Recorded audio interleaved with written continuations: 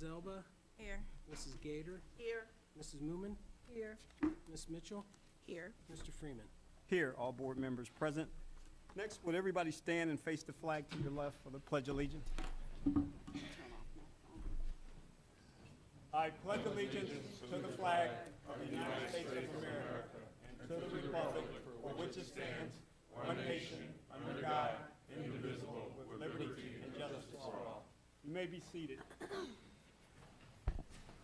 Next on our board agenda is the approval of the agenda. Board members, you have a copy of the agenda for tonight. Were you able to review the agenda, all board members? Yes. Is there any questions, concerns, additions from this agenda tonight? Hearing none, Dr. Rock, would you please call the roll? Oh, excuse me, I'm sorry. Mr. Jolly, is there any? No, sir. Okay, and Dr. Rock, did you verify this agenda? All Yes. funds are available? Yes, sir. Now, would you please call the roll? We have to motion first. Oh, I'm sorry. I'm going fast. Can I have a motion to approve the agenda for tonight? Mr. Chair, move that this board approve item 1.5, approval of the, tonight's agenda for August, 1.4, approval of tonight's agenda for August 24th, regular board meeting. Do I have a second? Second. Moved by Vice President Mitchell, second by Member Gator. Any questions about the agenda at all, board members? Dr. Rock, would you please call the roll? Mrs. Gator, Yes. Mrs. Moomin, Yes. Mrs. Elba, Yes. Ms. Mitchell, Yes. Mr. Freeman. Yes, motion carries 5-0. Next on our board agenda 1.5 is the approval of the minutes. We're looking for approval for the meeting on July 13th, 2017, work session meeting. Can I please have a motion? Mr. Chair, I move that this board approve item 1.5, approval of the minutes for July 13th, the work session meeting that was held on July 13th, 2017. Do I have a second? I second. Moved by Vice President Mitchell, second by Board Member Gator. Board, is there any questions about the 13th work session minutes? I would have to address that me and Board Member Elba was not at that meeting, so we would abstain our votes. Dr. Rock, were you at the meeting? Dr. Rock, would you please call the roll? Mrs. Moomin, Yes. Mrs. Elba, Stay. Mrs. Gator, Yes. Ms. Mitchell, Yes. Mr. Freeman. Abstain. Motion carries 3-0. That was 3-2. 302. Next on our board agenda is 1.6. We are going to go in executive session real shortly. Can I have a motion to go in executive session?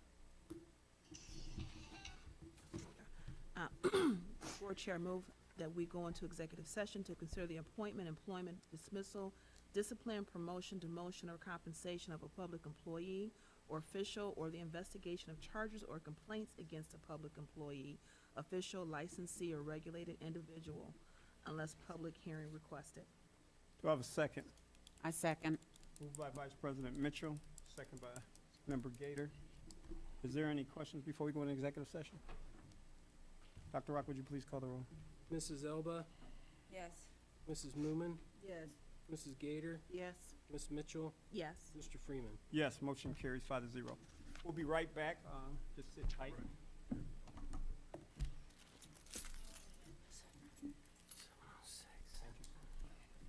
For the band.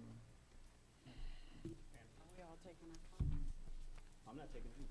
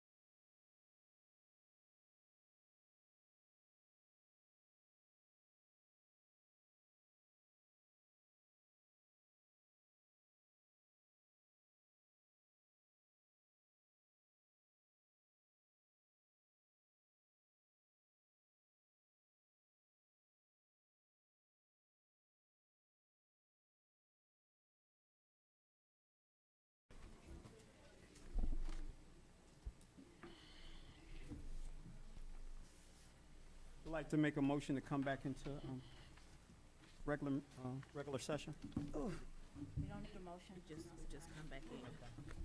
Dr. Rock, you have the time that we came back out of the executive session? 7:20. Okay. You can still make the motion and vote on it if you prefer. Nah, that's all right, we're fine.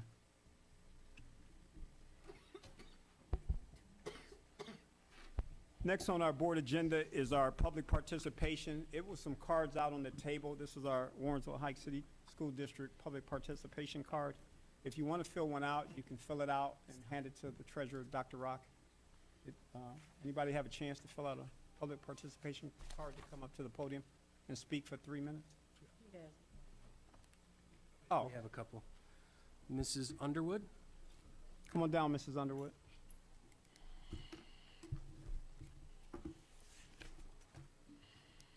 If you can say your name, your address. Good evening, everyone. Good My- evening. My name is Crystal Underwood, and I reside at 24409 Emory Road, Warrensville Heights, Ohio.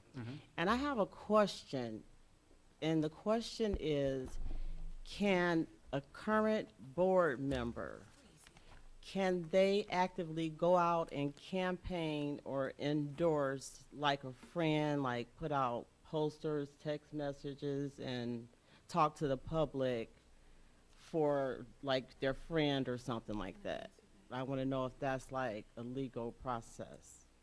I'm going to let Vice President answer it, but I have answered it. Go ahead. So basically, legally, yes, we can campaign. Ethically, the Ohio Revised Code asks us not to campaign because ethically, if in the event current board members are running and someone doesn't get back on the board, that individual let me back it up. If our two board members that are currently running, if they get back on the board and the other person who a board member is actively campaigning for does not, it can set up animosity, which will make it very difficult to work together as a board team. The same goes in if someone endorses and actively campaigns against someone else's running, and that person wins, then it still sets up a very bad relationship, potentially. So the Ohio Ethics Committee, Ohio State Board Association, they ask us as sitting board members not to campaign. If someone, For people in the community, not for another board even member. for another board member, Okay. we're not allowed to actively campaign. They ask us not to. They strongly advise against it because it can cause challenges. Okay, all right. That's a good question, and thank you for asking. Thank you, Ms. Underwood. Dr. Rock, do you have? Mrs. Spears? Come on down, Ms. Spears. Just say your name, your address. Good evening. My name is Evelyn Spears. My address is 4783 Green Road. My issue is the busing. I have a granddaughter who attends Eastwood Elementary, and her designated time to be seated is 8:45. Her bus picks her up between 8:35 and 8:43. And she's not the only student. There's other students also. And my concern is the students are offered free breakfast, even though I can feed my child at home, but there are students that breakfast in the morning is maybe, the breakfast that they receive in school is their only meals. Okay. And some, their mothers have to work. So not knowing what time and that their students, that their child is returning to, getting to school, it's an issue with a lot. Now, there's another mother, I'm speaking for a few. There's another mother, her child goes to the charter school on Richmond Road. He has to be at school at 7 o'clock, but he comes at 8 o'clock for him. And there's more. So, bus number 16, that's the bus that my daughter rides. Now, in the evening time, she gets home at an appropriate time, 4:20. But getting to school at 8:49, She misses her. 8:48. She can't get from Green Road and Felch. If it comes at 8:35, she can't be in her seat by 8:45. So, you know, I think that's not showing the students accountability when everyone wants accountability from them. And I think that's a problem that really, really needs to be addressed. And Did you want to address the superintendent? Yes, ma'am. Thank you for bringing that to our attention. We have been working on the bus schedule and getting people on time. Mr. Boyer, our business manager, will speak to you again. I He haven't spoke speak to with me yeah, he'll earlier, speak to but you, I had get all put the my question information, in. and I appreciate it. Bus 16, Yes. we will address that immediately. Okay, thank you. Thank you so much. Excuse me, ma'am. You have the schedule, Uh, the time for the bus that's supposed Yes, to they arrive? gave me a printout the day before school started. Okay. And it's due for pickup from Green Road and Felch at 8:43. Okay, so it's scheduled late anyway. That's, Okay, I know that because last year it was 8:01. got it. That was the pickup time. We need to look at that.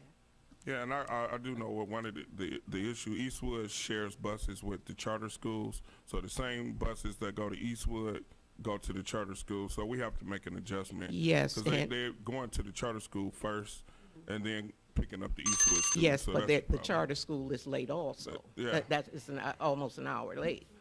Yeah, Because if I put her on that I put her on that bus that Right. morning at 8 o'clock, I thought she would get here. But she rode around with the bus driver. Okay. Until it was 8:35. So they went to the charter school first. Okay. Yes. That, we'll look at it and try to fix it immediately. Okay, Thank thank you. you. Thank you so much. Dr. Rock, is there any other questions? No, sir. I went to Mr. Jolly. Mm-hmm. And you also addressed, there was concerns that no one's answering the phone. You know, the day when I sent that email about the kids didn't get home till 5 o'clock. Parents were in a frantic. They called the school, they called the bus depot, and no one answered. That was the first day of school? Because we did send a all call, because we knew the buses was late the first day. And one mother, she went yesterday and there, to the, but one of the, Drivers? technicians Okay. addressed her. All right, so Mr. Boyer, we take care of that. Phone should be answered all day long. Right, Right. because when the children are out there and wintertime is coming up, Right. parents won't really need to be, it needs to be accessible to the bus people. Understood. Also, when we know they're late, though, we will do an all call. The first day of school, we knew we were gonna be late, so we did do an all call. So we want to make sure everybody's phone numbers are on there. I mean, we only get the phone numbers that's on the system. So we want to make sure we have your number and it's in the system so that when we do those calls that you receive it also. Next on our board agenda, 1.9 superintendent updates.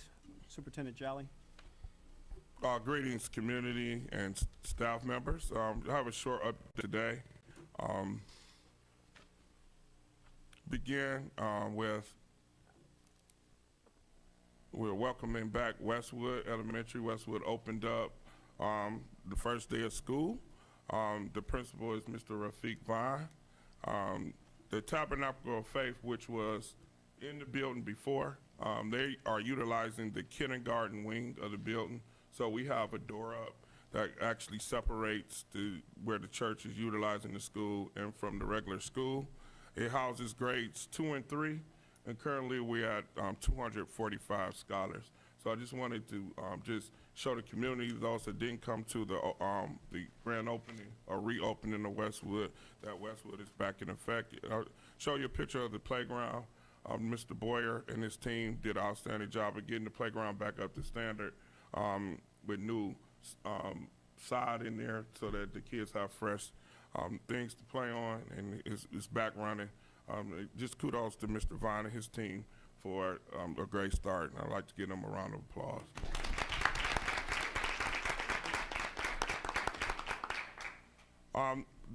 This year we started our gifted program. Our gifted program now is grades 2 to 5. We have identified 10 second graders, 10 third graders, 2 fourth graders, and 1 fifth grader. It's located at Eastwood Elementary, so Eastwood has a classroom there. our second grade scholars actually go to Eastwood to take math and reading at Eastwood, and then they're transported to Westwood at lunchtime for the afternoon classes. Our teacher is very energetic, very excited about what she's doing, and she's going to be testing more students to see if we can get more students in our gifted program. That was one of the items on the state report that stated that we needed to activate our gifted program, and as you can see, we are fast is underway. And if you ever get a chance, you come see some of the great things they're doing. The kids are reading, writing stories, all kind of things, and already, and it's a very much rigorous and challenging environment for our gifted. Gender classes. Westwood has 2 boys and 2 girls gender classes. I just wanted to provide the data from last year. They had an all-males class last year at Eastwood. The data from that, the males scored 10% higher than the females did with this experiment last year. The gender-based class actually scored at 42%, at a 42% rate. So the class that was all boys scored at 42%. The average percent rate in non-gender classes was at 30%. So Mr. Vine and his teachers have elected to duplicate what worked well, and this year we have a boys class in 2nd grade and a boys class in 3rd grade, and a boys class in a girls class in 2nd and 3rd grade. So we anticipate that with this, the scores will improve at Westwood. Enrollment. The enrollment is steadily climbing. As you can see, currently we're at 1729 this year. There is some more cleanup to do, some more withdrawals, but steadily we have a steady pace of kids enrolling. So as many kids leave, we have kids coming. We have currently, in our 6th grade, we have classes over 30. In our 5th grade, we are in the high 20s in the 5th grade. So after we finish with no shows and things settle down, we will have to make some decisions in those 2 grades to lower the class sizes. Lunch menus. I just wanted to show you the update in lunch menus and how they look. Miss Davis has done a great job of updating and keeping our branding on everything that we do. And as you can see, the new lunch menus have our brand on it, the food, the choices and different things on there to make it more pleasant for people to see, and also to continue our one team, one mission, one goal brand. The next thing is one thing that I wanted to bring to the board about indoctrinating our new kindergartners.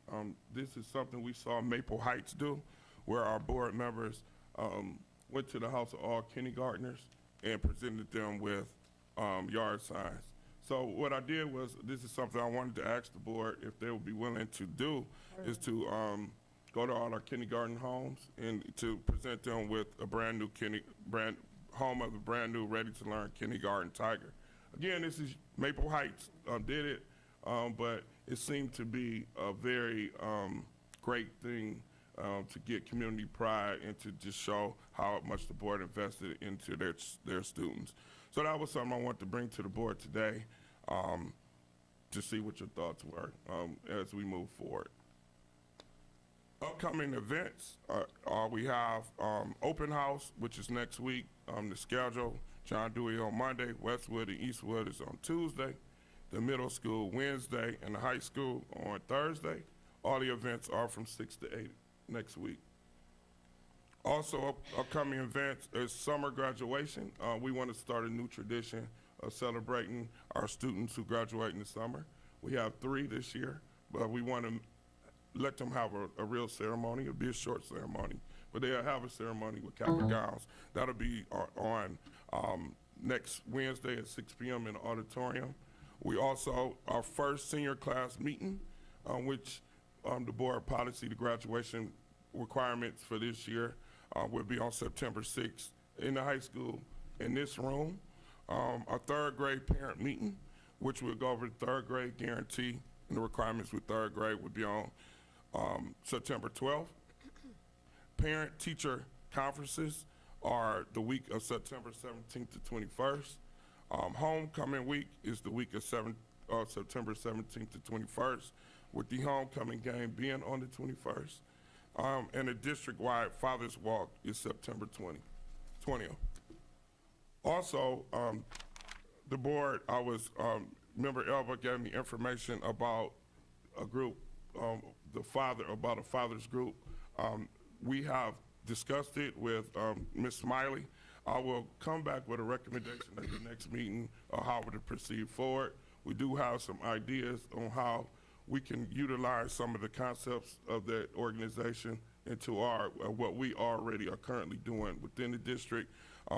We had a great conversation about that, and I will be ready to present it at the next at our September 14th meeting. That concludes my report.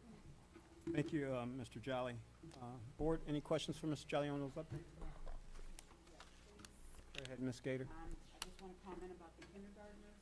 I for one would do it, depending on when you do it. You know, I'm kind of limited with time, but I would definitely make myself available. That's a great idea. Yeah, we want, one of the things we want to do is retain all our kindergartners. I think the personal touch would definitely go a long way with retention of our kindergartners. Because what is happening is as you can look at our data, our first group of students are our second graders that started with us, and we've done a great job of retaining that group. The kindergarten class last year is one of the largest kindergarten classes that we've had in a long time, over 150 students. And we want to continue to maintain that growth.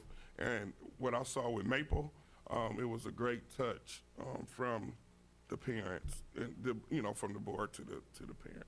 I also like to recognize Member Mitchell, who also saw it and mentioned it to me, and she brought it to my attention, and I investigated it, and it's a great thing in Maple. It's a couple of districts that are doing it.